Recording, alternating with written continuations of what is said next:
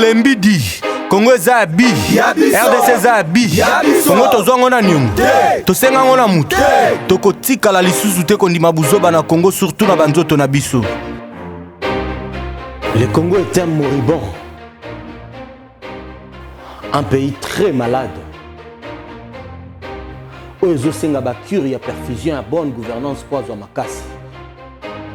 Mais pour na kobongisa Congo, ebongi to matisa niveau ya vie ya peuple congolais.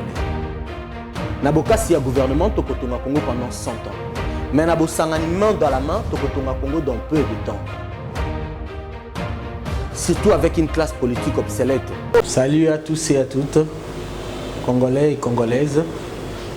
Je suis vraiment heureux de vous présenter cette émission que nous appelons L'amour de Congolais. L'amour de Congolais est une émission à caractère socio-juridique, semi-politique et humanitaire. On a dit l'amour de Congolais, on ne s'est pas limité à l'amour de Congolais simple. On a dit l'amour de Congolais plus. Donc plus parce qu'on aime plus le Congolais, plus parce que nous avons beaucoup d'estime pour le Congo, plus parce que nous aimerons voir la vie des Congolais évoluer. Dans l'émission L'amour de Congolais, c'est une émission spécialement pour faire la promotion des ANBC. ANBC, Agence nationale pour le bien-être des Congolais. Nombreux parmi vous, ou certains aussi parmi vous, n'ont pas encore vu la publicité de ANBC. ANBC, c'est une nouvelle agence qui est là pour essayer d'aider, de faire des affaires et de propulser les Congolais. Alors, le souci primordial de ANBC, c'est permettre à chaque Congolais de vivre heureux, de vivre mieux, de vivre à l'aise dans son pays. Vous savez, des fois dans la vie, il y a des solutions qui sont juste à côté. Nombreux parmi nous ont cherché à connaître comment, qu'est-ce qu'on peut faire pour faire que le Congo puisse être meilleur. Dieu nous a fait la grâce de concevoir ce projet, cette agence qui a été conçue pour vous permettre de faire que le Congo soit meilleur. Être meilleur, de fois, il suffit un petit conseil d'un ami pour te dire, mon cher ami, est-ce que si tu te comportes ainsi, tu peux changer les choses dans ta vie. Et tu mets ces conseils à l'application, tu changes. Tu deviens une autre personne grâce aux conseils qu'on t'a donnés. C'est ça ANBC. ANBC vient dans la vie des Congolais pour apporter un petit plus. Et ce plus-là permettra à chaque Congolais, adhérent de ANBC, de vivre mieux, de voir comment le Congo se portera 2 fois plus mieux que le Congo d'aujourd'hui. Mais pour commencer, avant toute chose, de plus vous parler de ANBC qui veut dire Agence nationale pour le bien-être des Congolais. Agence nationale pour le bien-être des Congolais. Si nous pouvons rapidement vous expliquer ANBC, je pense que ça sera très simple. Le pays va très mal. Vina ezana pasi. Ba problème eleki. Oyebite obanda wapi osuka wapi. Odefa déjà batu nyonso. Osenga pe batu nyonso. Mokili esundola yo. Ba appel na yo kutu bayambaka te. Okoma papa inutile, maman inutile po yo zanga. Bima na biso. Bima, moso ya na mbongo so na ngoti ananda kote. Ngana lambela ko fufu oliaka. Tata mukolomo na mandefu boniko. Mama. Lelo na $3 na 500 francs. Ozo banda ko bonga. Yo na libota na yo. Osala ba sacrifice ya makasi mais vie échangeati. Yakana ANBC, Agence nationale pour le bien-être des Congolais. Oko s'est sacrifié pendant 12 mois, soit une année. Kakana $3 na 500 francs. Oko kota na programme na biso ya ba CGT. Na mois ya libosoti na 3e mois. Toko ede yo, osilisa ba problème na yo nyonso ya justice. Babuzoba ya la police, bikanga kanga, population ekoma cop na bango. Na parquet, infraction te mbongo kaka. Na tribunal kutu kolobati. Théâtre de chez nous, concussion, corruption. Boya na ba dossier na bino, boko sepela. À partir de 3e mois, toko banda kosunga bino na ba problème ya santé. Crise, accident d'urgence, 24 heures sur 24, agence ekozalawana na ba agent na biso pou basunga yo. Tous les traitements, malaria, typhoïde et autres, même ba opération ya makasi soki oumeli na agence ba kosunga yo.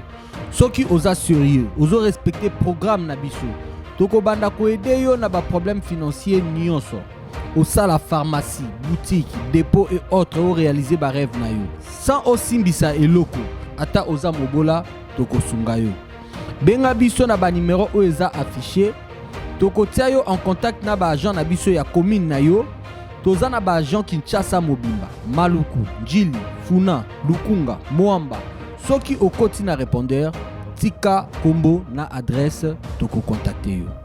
ANBC, c'est l'agence nationale pour le bien-être des Congolais. Je pense que dans la vie, toute chose a des règles. Mais avant de développer, j'aimerais vous expliquer ANBC, c'est quoi. Il y a ces documents que nous appelons règlement des assujettis et des agents. Les assujettis, c'est vous qui nous suivez à la maison. Et les agents, c'est ceux avec qui nous travaillons. Nos agents sont là partout, actuellement. Ils sont partout dans la ville, dans toutes les communes de la ville de Kinshasa. Nous avons nos agents.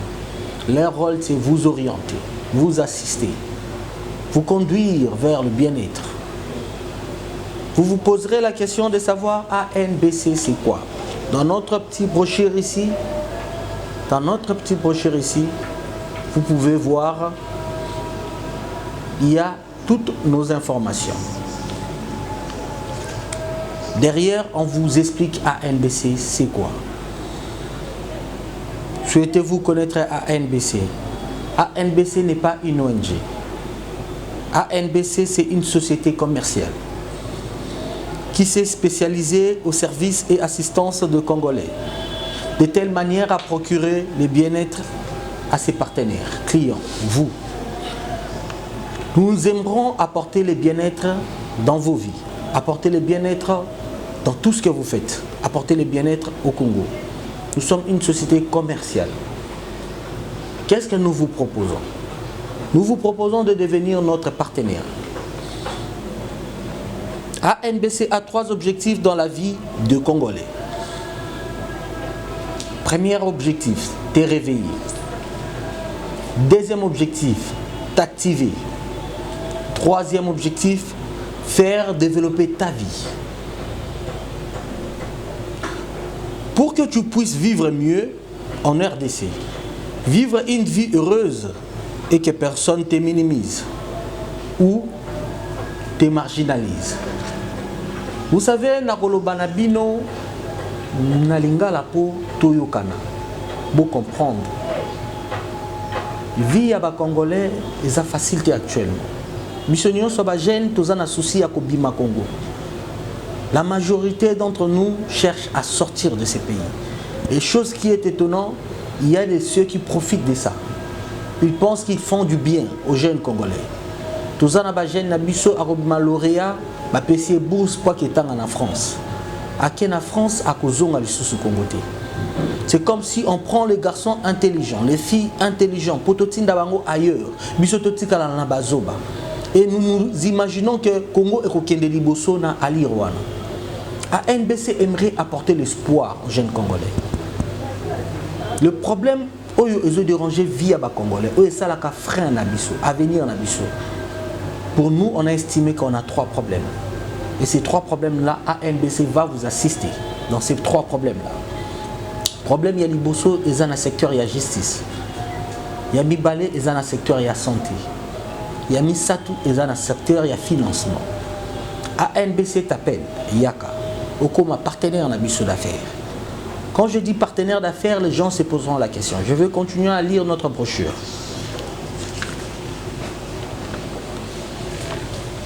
Il y a des questions que tu te poses chaque jour. Ma question est Mitunaka. Les lots Goliani. Les lots qui na beli na kosala ndenge nini. Soki bana nanga ba beli na kosuka wapi. Nanda kumbongo zate ba policier na biso na ba comportement na bango. Soki le ba kaninga na kosala ndenge nini. Ba parquet na biso tribunal na biso confiance za sou malonga te. To éviter suka ya Congo za wapi. Il y a de ceux qui disent même que tout est Congo, tout est. Mais il y a d'autres qui ont l'espoir. Nous, on a gardé espoir. Aujourd'hui, on vous présente ANBC. ANBC Zali coopération. Les Anaba Congolais et Belé Otozo Benga Sikoyo. Yozananda Kozolanda Biso, Yaka na ANBC. Oko s'inscrire na ANBC, oko koma assujetti à ANBC, oko koma partenaire d'affaires ya ANBC, oko koma client ya ANBC. Qu'est-ce que toi tu vas faire? Yozana Makabu o yo bandako sala. Oyo matisa ANBC, ANBC pas na Makabu o a bandako sala la vie na yo pour ebongisa vie na yo, échanger vie na yo, et pesa yo une vie meilleure. Alors, dans le schéma, qu'est-ce que nous, on va faire pour toi? D'abord, je commence par ce que toi, tu vas faire pour nous. Je viens t'inscrire. Au foutu $3, nayo, na 500 francs. Bako inscrire yo. Ce qui osa musika, komi tungisate. Toza na ba Jean Nabiso na ba komi nyoso. Il suffit au benga ba numéro Nabiso les a affiché devant l'écran nayo. À partir ya ba numéro wana okoyamba ba Jean Nabiso ya call center. Bako expliquer yo, bako pesa yo soit numéro ya moto yo, il faut en contact na ye. Ce qui peut au moni olingi oya yo moko. Yaka toza na Willery Nyangwe 179, juste Willery Kabambare 179 na direction ya Nyangwe mais na ngambo ya Kabambare na Willery na Lingwala. Exactement na Lingwala, numéro 179 toza wana. Ce qui oye bako yamba yo mais même si tu ko inscrire yo na direction générale awa qu'est-ce que toi tu vas commencer à faire pour nous aider par rapport à l'activité Nabiso et Kendeliboso. Durant la période Yozo et Debiso, au commis partenaire Nabiso, il faut y la biso faire un dossier judiciaire. Un dossier judiciaire où il y a la biso. Ils ont un dossier soit où ils ont un blocage dans le niveau du parquet, où ils ont un blocage dans le niveau du tribunal, ou soit ils ont un blocage dans le niveau de la police. Ba dossier yo banda koyela biso soit eza yo moko soit eza ba proche na yo soit eza bato bazana commune na yo na kati ya ba dossier wana biso to ko tala ndenge nini to initier ba action na biso pour to faciliter bato yo koya na bango ba dossier na bango ya aboutir. C'est que nous na niveau ANBC nous savons étant juristes parce que nous travaillons avec 2 juristes, des infirmiers et des économistes. Je suis monsieur Junior Dialundama. Je suis le coordonnateur Moamba de l'agence ANBC. Je suis également de la médecine pour tous. Avec la tenue, vous avez tout compris. Je suis biologiste de formation. J'occupe, raison pour laquelle j'occupe ces doubles fonctions. Voilà. Qu'est-ce que vous allez faire concrètement dans Moamba? À Moamba, je suis le coordonnateur. C'est moi qui gère la coordination de Moamba. Comme vous le savez tous, Moamba a 5 communes. Donc j'ai également les coordonnateurs communaux de ces 5 différentes communes. Voilà. Je peux parler en termes médicaux. L'ANBC, c'est un placebo. Ceux qui sont de la médecine maîtrisent bien les termes placebo. L'ANBC étant que produit, nous allons créer un effet placebo. Le placebo, c'est un produit qui n'a pas de valeur médicale, mais qui peut guérir. Donc l'ANBC étant que agence nationale pour le bien-être des Congolais, nous aimerions bien créer cet effet pour tous les peuples congolais. Voilà. Peter Motolo, spécialiste en droit des affaires et fiscalité. Je suis ici à l'ANBC comme coordonnateur. En même temps, nous avons dans la Ligue des justiciers. En fait, comme coordonnateur, nous avons au niveau du district à Funa. Nous avons la Makamboutnyo sur Italie, autour de comme problème. Par exemple, dans ce bino boya ko sa dere mingi boya ko sa ko za ko prendre la souscription na bino parce que awa tozana ba produit misa to pesi bino Ligue des justiciers tozo sunga bino na ba bia ba policier na makambo mususu to sunga bino. Nous avons un programme pour ça boye to expliquer bino au quotidien aux souscription na yo au quotidien na programme ou adhérer to expliquer bino clairement au bénéficier de la Ligue des justiciers ba bia eza ebele ba policier ba commettre na banzela envers biso bino na biso ba on peut avoir na biso mais c'est pas commettre ngo violer droit à battu. Alors tous avons un peu de bino. Pour na batu oyo bazana ba problème, maladie tout ça. toza wana santé côté santé toza na aide côté santé to sunga bino mbongo izate au hôpital tout ça ceux qui oza qui souscription na yo na kati ya ANBC toza na bino elongo côté batu o ba sala commerce o ba besoin ya mbongo même oza besoin de ndako ce que oyaki a aujourd'hui souscription na yo toko sunga bino makambo na nyoso to ya avancer kende liboso tango boko ya to ko expliquer bo comprendre to sakanate peuple soka confiance tikara moi temps kaka vous allez sentir. Bonjour à tous. Moi je réponds au nom de madame Dieu merci Kalanga Koupa. Je suis de l'ANBC. J'ai la charge de la coordination de la commune de Lemba précisément. Je suis aussi infirmière. Nous venons auprès de la population solliciter votre confiance. Nous appelons ANBC, en sigle signifie l'Agence nationale pour le bien-être des Congolais. Nous sommes là pour assister le peuple congolais, précisément dans 3 domaines. Le domaine juridique, vous avez peut-être un dossier que vous avez été lésé quelque part, nous sommes là pour vous aider. Dans le domaine de santé, nous allons assister la population dans le problème de santé. Financièrement, tous les problèmes que vous pouvez avoir, donnez-nous seulement confiance. Il y a aussi le microfinancement. Vous avez peut-être un projet que vous voulez peut-être réaliser. Nous sommes là pour vous aider en microfinancement. Voilà, donnez-nous seulement confiance. Et la condition, c'est d'être un assujetti. Moyennant $3.500, on va vous inscrire et après, il y a quelques principes à suivre. Nous allons nous disposer pour vous aider. Je réponds au nom de Henri Batouvi Didinan. Je représente l'Agence nationale pour le bien-être des Congolais dans les districts de la Lukunga. Donc je suis le coordonnateur du district de la Lukunga pour le compte de l'ANBC. Alors comme vous le connaissez, dans les districts de Lukunga, nous avons 7 communes. Et dans ces 7 communes, il y a de différents cordons communaux qui sont là et qui travaillent aussi pour les comptes de notre agence ANBC. Alors ce que je peux juste vous demander, vous notre population, venez massivement pour faire vos inscriptions. Parce que vous ne serez jamais déçus, parce que nous sommes là pour vous assister, nous sommes là pour vous aider. Alors notre agence nationale pour le bien-être des Congolais, en sigle ANBC, a 3 secteurs. Les secteurs de justice, les secteurs de la santé ainsi que les secteurs de COP et finances. Moi qui vous parle, je suis juriste de formation, j'ai fait le droit privé judiciaire, je me retrouve dans l'agence ANBC et je fais aussi partie du département qu'on appelle la Ligue des justiciers. Donc si vous avez par exemple connu une démêlée judiciaire, vous avez un problème judiciaire, en tout cas, n'hésitez pas, venez, nous sommes là pour vous assister. Merci pour la parole. Je m'appelle Madame Anne-Marie Bitota Kazadi. Je suis secrétaire à l'Agence nationale pour le bien-être des Congolais. Je viens auprès de vous pour solliciter. Je vous demande de nous faire confiance. Venez, parce qu'ici, il n'y a pas moyen de vous expliquer tout en même temps. Nous avons un programme. Quand vous adhérez à notre agence, vous verrez comment dans le premier target, deuxième target, venez sur place, vous allez tout voir et puis vous ne serez pas déçus. Faites-nous confiance. Venez vraiment. Merci pour la parole. Moi, c'est Vanessa Thioyo. Je suis corps médical, agent de l'agence NDC.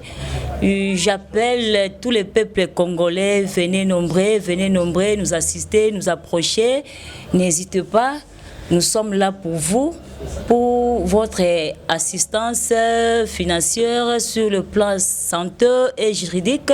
Nous sommes là, en tout cas, c'est le moment. Le moment est arrivé, venez nombreux. Na kati ya ANBC, toyebi ke dossier judiciaire ezambo. Ezala OPJ akangaki yo na arrestation moko arbitraire ezambo. Ezala juge moko to magistrat sengaki yo corruption ezambo. Comment ezambo? Na dossier judiciaire nyonso oyo eza na ba preuve nango ya malonga ya bien. Soki bo fundi muto wana. Moutouana, ceux qui ont condamné, pour ceux qui ont s'engager, pour prendre en charge un dossier judiciaire, c'est que le dossier est effectivement correct. Ceux qui ont condamné, le juge va l'imposer à foutre dommages et intérêts. ba dommage et intérêt wana et ko permettre biso ANBC to récupérer mbongo na biso autoté. C'est pourquoi j'aimerais tout souffler mouké après tout zonga. Na banda ko expliquer bino ba activité à ANBC comment et se dérouler, comment tout fonctionner. Le pays va très mal. Vina eza na pasi. Ba problème eleki. Oyebite o banda wapi o suka wapi. O defa déjà batu nyonso. O senga pe batu nyonso. Mokili esundola yo. Ba appel na yo kutu ba yambakati. O koma papa inutile, maman inutile po yo zanga. Bima na biso. Bima moso ya na mbongo so na ngote ananda kote. Ngana lambela ko fufu o liaka. Tata mukolomo na mandefu boniko. Lelo na $3 na 500 francs. Ozo banda kobonga. Yo na libota na yo. Osala ba sacrifice ya makasi mais vie échangeati. Yaka na ANBC, Agence nationale pour le bien-être des Congolais. Oko se sacrifié pendant 12 mois, soit une année. Kaka na $3 na 500 francs. Oko kota na programme na biso ya ba CGT. Na mois ya liboso ti na 3e mois. Toko ede yo osilisa ba problème na yo nyonso ya justice. Babuzoba ya la police, bikanga kanga, population ekoma cop na bango. Na parquet, infraction te mbongo kaka. Na tribunal kutu kolobati, théâtre de chez nous. Concussion, corruption. Boya na ba dossier na bino, boko sepela. À partir de 3e mois, toko banda kosunga bino na ba problème ya santé. Crise, accident d'urgence, 24 heures sur 24, agence ekozalawana na ba agent na biso pou basunga yo. Tous les traitements, malaria, typhoïde et autres, même ba opération ya makasi, ceux qui ont oumeli na agence bakosunga yo. Ceux qui osent sérieux, osent respecter programme na biso. Toko banda ko aider yo na ba problème financier nyonso. Osa la pharmacie, boutique, dépôt et autres ont réalisé ba rêve na yo. Sans osimbisa eloko, ata oza mobola toko sunga yo. Benga biso na ba numéro o eza affiché. Toko tia yo en contact na ba agent na biso ya commune na yo. Toza na ba agent Kinshasa Mobimba, Maluku, Njili, Funa, Lukunga, Moamba. Soki okoti na répondeur, tika kombo na adresse toko contacter yo. ANBC, c'est l'Agence nationale pour le bien-être des Congolais. Merci d'être là présent à suivre cette émission. Maintenant, je vais vous parler des activités. Mais avant de vous parler des activités, je vais vous faire une petite lecture. ANBC va te donner la solution globale et définitive à tous tes problèmes d'argent et à tout moment en plusieurs fois. ANBC t'offre la possibilité d'une prise en charge des dépenses médicales totales et dans tous les hôpitaux. Une prise en charge qui peut atteindre 1 000 ou 3 000 $ pour tout soin, diabète, malaria, tension, les opérations coûteuses et compliquées. Les assistances d'urgence en cas d'accident ou de crise cardiaque. Ça, c'est ce que ANBC peut faire pour toi. Nos services, les services que nous vous proposons sont dispatchés en 3 groupes. Le service Oyo Tozope Sabino, Tokaboliango, na 3 groupes. Groupe Yaliboso. Les assistances judiciaires en cas de bavure judiciaire et la coopération d'appui judiciaire dans le dossier lucratif. Voilà groupe Yaliboso. Groupe Yami Bali. Les assistances des dépenses médicales d'urgence, les assistances de dépenses médicales 0 et les assistances des opérations médicales. 3e groupe, c'est les assistances financières. Je vais vous lire le premier groupe Yaba, service d'abus, OESA judiciaire. Les Aba service OESA spécialement judiciaire. Il y a liboso ce que combien si j'étais na ANBC. Tia na mutu na yo ko yeko sala ba affaire. Oye po na vie na yo. Oye po mo na changement ya lobby na yo. Oye te po na makamususu. Biso musala oyo to kotindo sala po na biso. Mbongo to kosengo futa epa na biso et ko permettre yo ozo bénéfice na ba avantage o biso tozo pesa yo. Ba avantage wana oko constater yango yo moko. N'est-ce pas il y a 12 mois. N'est-ce pas il y a 12 mois oko mona changement o eko kota na vie na yo. okomona comment vie na yo ekozala meilleure, okomona comment tokofacilite yo makambo oyo ezalaki équation, difficulté nyonso ozalaki nango na vie ekobanda kokwea moko moko. Service ya liboso. Les services judiciaires en cas de bavure judiciaire et la coopération d'appui judiciaire dans le dossier lucratif. Les assistances en cas de bavure judiciaire. Quand est-ce que ANBC a assisté à CGT congolais client na cas de bavure judiciaire? Elle intervient que quand le client est victime d'une situation de bavure, d'une arrestation arbitraire ou a subi une extorsion. Donc, toya kaka soki client aza victime. Il y a situation où il y a bavure, tracasserie policière, arrestation arbitraire, extorsion, effet à kokanga mutu, aza na infraction te, mais l'OPJ ou bien le magistrat, ce sont des infractions comme ça que ANBC vient. Et comment ANBC akoya? ANBC t'envoie tout d'abord le juriste. Le juriste, c'est notre agent. Otozanaye, akoya naye, inconnu toloko akande konayo. A se mêler na kati ya bateau ba eko assister yo na ndenge bakangaki yo, à s'imprégner na dossier, à comprendre exactement dossier ezanini. S'il faut mon magistrat monier à solo lina magistrat.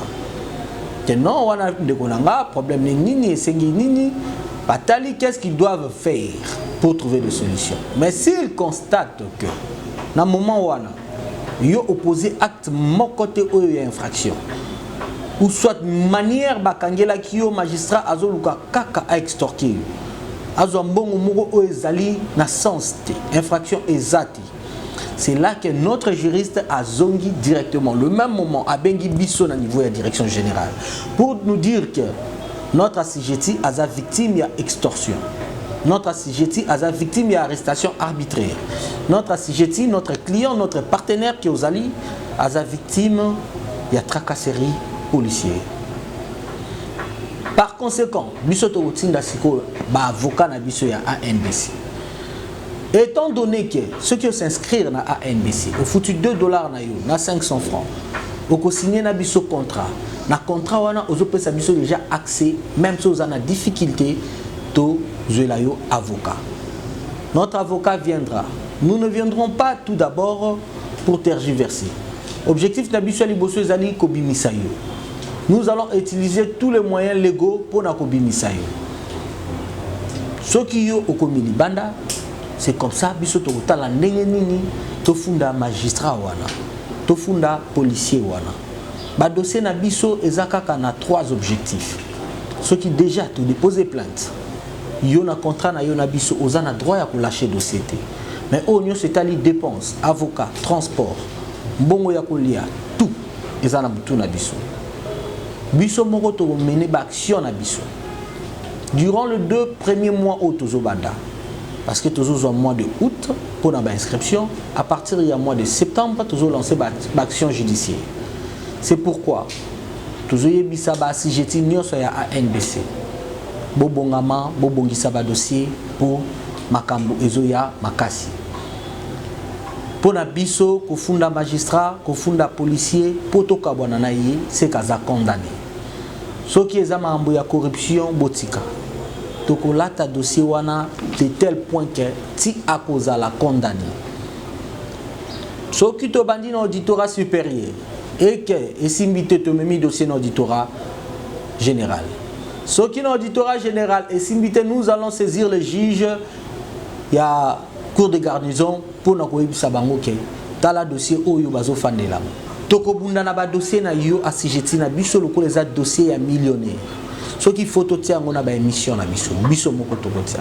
Ce qui faut to ganga biso moko toko ganga. Tokobunda na dossier na yo jusqu'à ce que on trouver gain de cause. Il y a d'autres formes ya ba assistance. Ezali oyo to bengi les assistances de coopération d'appui judiciaire dans le dossier lucratif. On appelle ça une assistance judiciaire.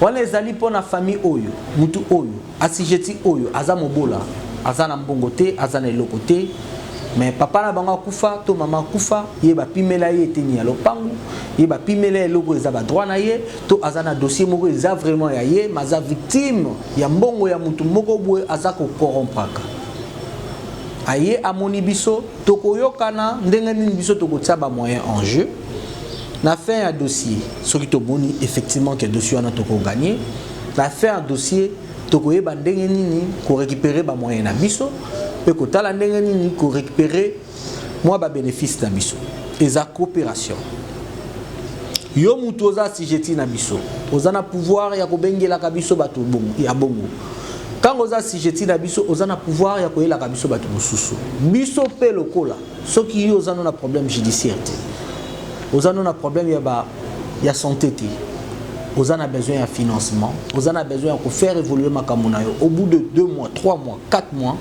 tokotala limite est à 4 mois. Tu nous présentes un projet. Ou soit to financer yo, to appuyer yo na cadre ya coopération na biso, na activité na yo ou existe déjà.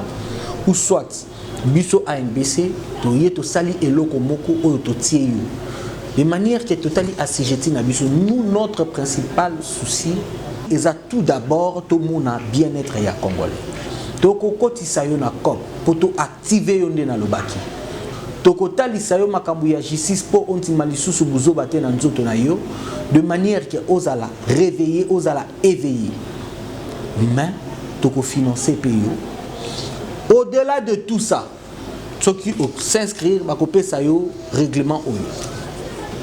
Bakopé sa yo règlement oyo soit bakopé sa yo autant avant soit bapesi yango définitivement soit bapesi définitivement et kozala ya en couleur ce qui aujourd'hui en noir et blanc et ça en attendant l'agent ayati a na bureau pour traiter ba dossier na yo au cours ya ba règlement oyo komona caché na biso awa na règlement oyo okokuta oyo nyonso ezali etali makambo ya ANBC oyo tokoki kosala pona yo oyo pe fo sala pona biso oyo kosala ANBC ekende liboso oyo kosala pe vie na yo échanger. Nous avons rien à perdre à financer une personne ou bien à créer une entreprise avec quelqu'un. Il y a des gens qui ont de l'espace, qui ont de compétences na commune na yo pour te créer logo na yo kaka na commune na yo. Suivi na ngando sala ma pe kaka na commune na yo. Oyo bando sala na commune na yo soki to créer exemple. To créer magasin d'habillement na yo. Et que permettre biso tozo kapé ba bénéfice na magasin wana et que permettre yopé ozo kapé mbongo ya ko vivre grâce à magasin wana.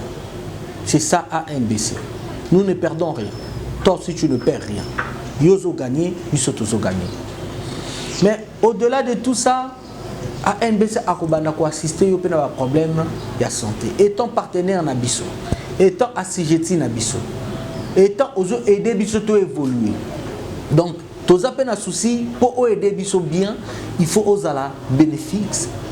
Il faut oser la bénéfice, il y a besoin de santé, il y a offert.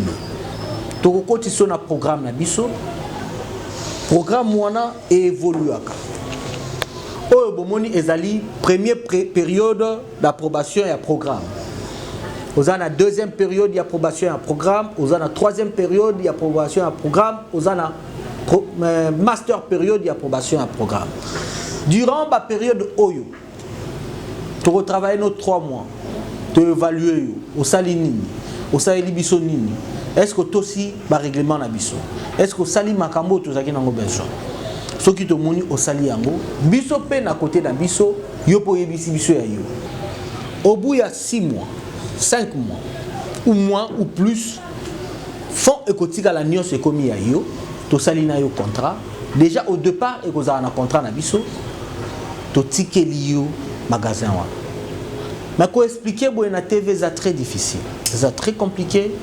La moindre des choses est aller au somba règlement na yo, au s'inscrire à travers l'inscription au cause règlement na yo, au cause programme d'asijeti, au cause na contrat na yo. Tant ou au tanga yango, au comprendre que awande vinanga et bandiko bonga. Le pays va très mal. Vina ezana pasi. Ba problème eleki. O ebite o banda wapi o suka wapi. O defa déjà batu nyonso. O senga pe batu nyonso.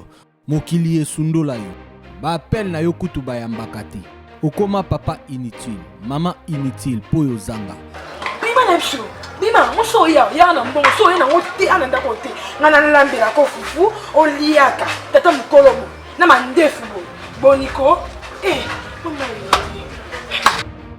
lelo na $3 na 500 francs ozo banda kobonga yo na libota na yo osala ba sacrifice ya makasi mais vie échange te yaka na ANBC Agence nationale pour le bien-être des Congolais oko se sacrifier pendant 12 mois soit une année kaka na $3 na 500 francs oko kota na programme na biso ya ba CGT na mois ya liboso ti na 3e mois toko aider yo osilisa ba problème na yo nyonso ya justice babuzoba ya la police bikanga population ekoma cop na bango na parquet infraction te mbongo kaka na tribunal kutu koloba te théâtre de chez nous concussion corruption boya na ba dossier na bino boko sepela à partir de 3e mois toko banda kosunga bino na ba problème ya santé crise accident d'urgence 24 heures sur 24 agence ekozala wana na ba agent na biso po basunga yo tous les traitements malaria typhoïde et autres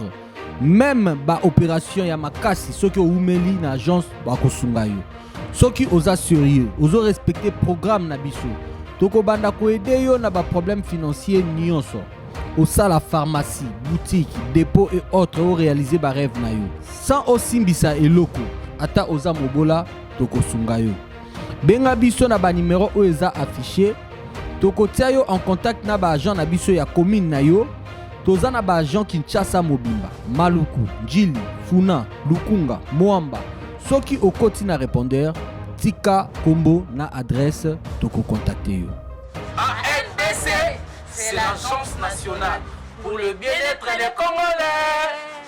ANBC esalami pona Congolais Congolais ya mbongo te Congolais pe ya mobola kaka te mais pona Congolais nyonso o nyonso za Congolais. Si tu veux bénéficier d'un avantage à ANBC, na invité yo yaka tozana Willery avenue Kabambare 179 en face ya immeuble ya Winner tozawana soki okoti na kati ya lopango olobi na zoluka bureau ya ANBC bakoyamba yo tozana ba agent na biso awa tozana ba agent na biso na ba commune nyonso tozana ba agent na biso partout. Ce sont des garçons bien formés tozo mettre sur terrain à partir de septembre, les juristes déjà barobima.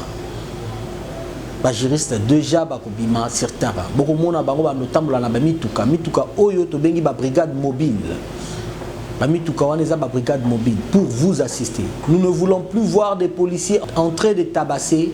Nous ne voulons plus voir des policiers en train de tabasser un Congolais sur la route. En tout cas, loba au moins à moins que azala CGT na bisoté.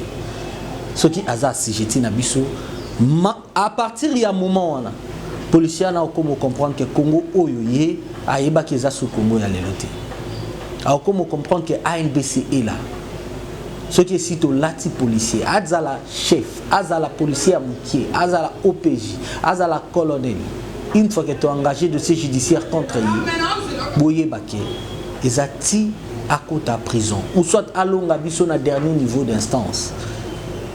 Je vais vous apprendre une chose. Est-ce que ndenge biso tozalaka cop na parquet, cop na la police? Ce qui bakangi biso ezala tembongo febima. Bango pe bazalaka cop l'inspection, cop la conseil supérieur à magistrature. Pour musala ya conseil supérieur à magistrature ezande ko sambisa bango. Basambisaka citoyen landate, basambisaka biso te. Juridiction na bango yango wana. Ce qui biso tozo mema bango te yango wana justice na biso zo kende mabe mboka na biso zo kende mabe okoki ko senga na mboka ebunga te tant que bato oyo baza en charge ya éducation ya population bango moko baza ba mal éduqué 90% ya ba opérateurs judiciaires outa na la police tina tribunal ce sont des mal éduqués ce sont des gens qui sont habitués dans la corruption. Ce sont des gens qui sont habitués dans la concussion. Ce sont des gens qui sont habitués dans l'extorsion. Extorquer comme l'embongo et comment j'ai facile pour n'avoir OPJ. Alors nous devons recycler la police. Ce qui te limite au monde à Congo Ce qui te dit au Congo est démarré, il faut te recycler dans la police. C'est pourquoi on a expliqué bino ANBC, ceux qui ont eu l'occasion de émission Oyo, benga ba numéro na biso za affiché wana, bako yamba yo bako pesa yo, ba coordonner na biso nyonso, ceux qui pe oza musika atana maluku toza na ba agent. Antana ntsele toza na ba agent. Atana munga fula toza na ba agent. Benga ba agent na biso bako ya ko assister yo. Alors, je vous dis déjà au revoir, merci. Merci Nakolanda ANBC, merci Nakolanda l'amour de Congolais, Isaac Kato, votre humble serviteur. Nous sommes prêts à tout pour le Congo. Nous sommes prêts à tout pour le Congo. Nous voulons voir le Congo décoller. Nous voulons aider les politiques à décoller. Aujourd'hui, nous avons des dirigeants qui y ont la conscience. Certes, il y a beaucoup de difficultés, mais nos dirigeants ont la conscience. Nous voyons des choses évoluer. Mais nous aussi, population, nous devons prendre le courage d'aller déposer des plaintes. Aujourd'hui, les plaintes seront prises en charge. Totalement. Ce qui oye, souka oyo kofuta, eza ofuti la bureau. Sur terrain, l'avocat, transport, ceux qui moutou a sengi yombongo cherchent à me voir. Ceux qui moutou a sengi yombongo cherchent à me voir. Tout ce que toi tu auras à payer, ça sera dans ton programme. Tout ce que toi tu auras à faire, ça sera dans ton programme. À part ça, tu n'as pas de dépenses à faire. À vous expliquer nos services des assistances de dépenses médicales, ce sont des services qui, au départ, commenceront spécialement pour les cas d'urgence. Pourquoi nous avons d'abord opté pour les cas d'urgence? Si nous allons vite en besogne, nous risquons d'échouer. Nous voulons commencer au bandana nous avons cas d'urgence.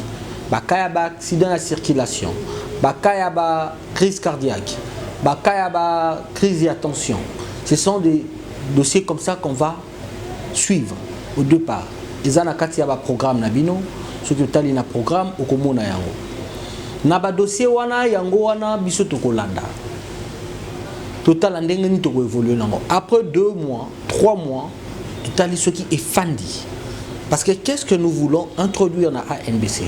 Qu'est-ce que nous introduisons dans ANBC actuellement? Nous introduisons un système de santé, un système de prise en charge de santé générale. De prise en charge de santé générale. Au 2e mois, quand tu es assujetti des ANBC, tu as déjà droit aux prises en charge des cas d'urgence avec 100 000 francs au minimum. Quand nos agents arrivent là où toi tu es victime d'une crise, au salaki crise moko, akoya namaboko naye avec 120 000 francs et bandeli, ko futana no ba premier soin, ko permettre yo ko comme hôpital, le temps famille na yo baya, le temps bandeko na yo baya, ozwa le fils ke ba premier soin. Nous aimerons mettre fin à système ya o mbongo ezaliti, toko simba yeti. Moi, je suis pour aider yo à assujetti na biso. Étant donné yo zo travailler pour la évolution agence na biso, biso pe agence na biso to travailler pour la évolution ya vie na yo. To ki ko ta la évolution ya vie na yo te soki côté sanitaire et autres tracasser esprit na yo. Il faut te libérer esprit na yo na ba problème judiciaire, te libérer esprit na yo na ba problème sanitaire et après to ya siko ko financer yo. C'est là qu'on peut détruire l'agence Nabisoté. On peut travailler Nabiso honnêtement. On peut travailler l'agence ANBC Zimelangaï. On peut lier les services hors du commun dans notre communauté. Nasengibino déjà merci. Natikibino, je m'appelle Isaac Kato. Je suis directeur ici chez ANBC. Et je pense que si Congolais à comprendre message Oyo, Congolais à Koya. Congolais à Kobenga, Congolais à Kosala qui ANBC et qui est ANBC est avancé. Kokoma ebele na ANBC ils ont sous avantage na biso. Ko permettre ANBC et avancer ils ont avantage na biso. Tomi tuna question te pour na nini ba aider ka bande ko na bango te. Non. Projet oyo kokyo la biso ndeko nanga peut-être azana ngote. On ne peut pas travailler seulement avec la famille. On ne peut pas travailler seulement pour sa famille. Un vrai nationaliste travaille pour sa nation. Et nous, on travaille pour le Congo. Ah, Tolembidi, Congo eza ya bi, RDC eza ya bi,